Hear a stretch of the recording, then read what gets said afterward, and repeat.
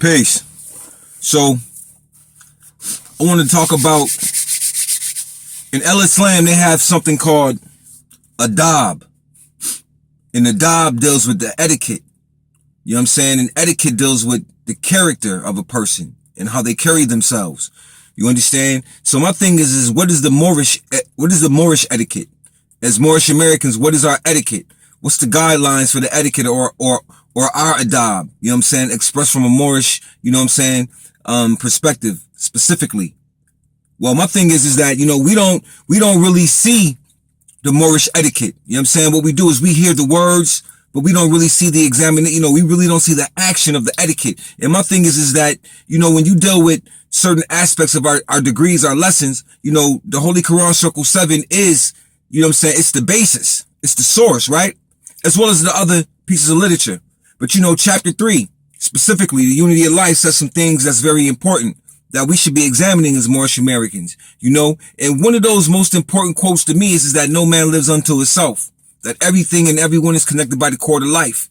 That statement itself is very powerful because that statement alone, if we were actually practicing and living out this adab, we wouldn't have gossip and slander inside the Moorish Science Temple of America, because we would know and understand that everything and everyone is connected by a cord called life, and that every thought, deed, word, or character that you slander or harm another individual, you are also harming yourself. But that doesn't seem to exist. That doesn't seem to, actually live.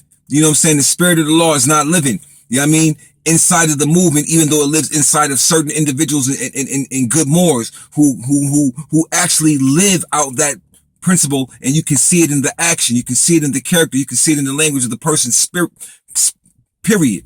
So chapter 3 specifically talks about the higher self and the lower self, and how you can distinguish between them, what they are, how they work, how they operate. You understand? This is very important because spirit, first of all, spirit is before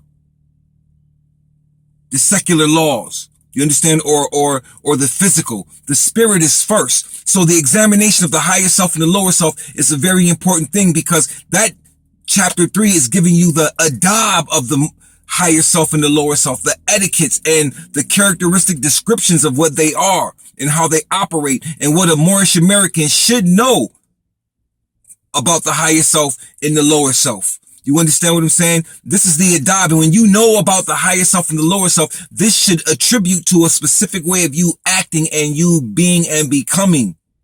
You see what I'm saying? But a lot of times we're not really examining our books the way we're supposed to. We say Islamism and so on and so forth, but there is a whole science on Islamism besides just words and books. You understand what I'm saying? Because Islamism is the whole embodiment of you and the way you express your Islamism through your Moorish expressions. You see what I'm saying? So this is bigger than just talk. So there's an etiquette.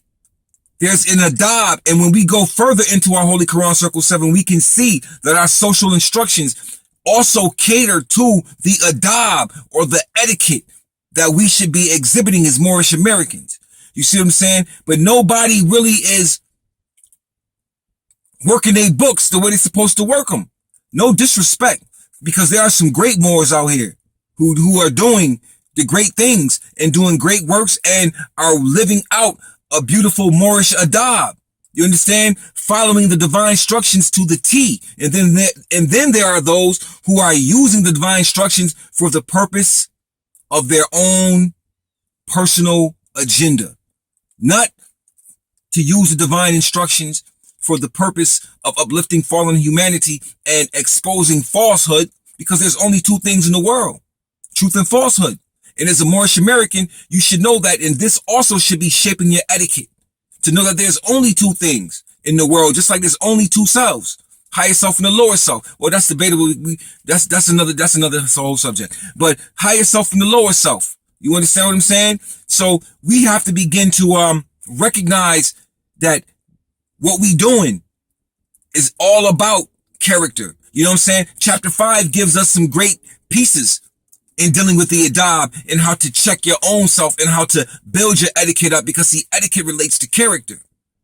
When you have good etiquette, you usually have good moral character. You understand what I'm saying? And this is what we are demonstrating. The adab, the etiquette, because it doesn't seem to exist. And you can see it in the way we treat each other over these social sites and everything. I've discussed this before in the past. That's why I'm no longer on a social site.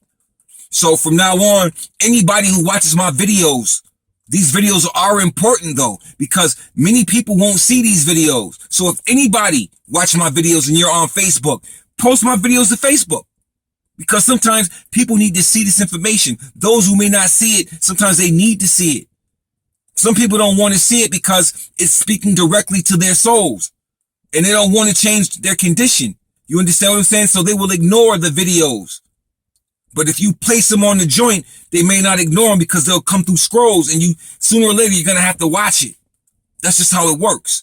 So back to the etiquette. So we have particular chapters, that deal specifically with character building, our etiquette, and how we should be carrying ourselves as Moorish Americans. And those particular chapters actually need to be examined a lot more and actually have application in real live, studies on those particular aspects, because etiquette is everything when it comes down to this science, because it relates back to your character. And we spend time building up the character and building up that perfected temple that may take some a lifetime to build. You understand what I'm saying? But that's what it is. So with that being stated, look for the etiquette. Look for the Moorish Adab. You understand what I'm saying? Look for that good moral character that's being exhibited by good Moors. Not that ego that they hide or try to hide, because you can't hide the ego, but you can see it loud and clear.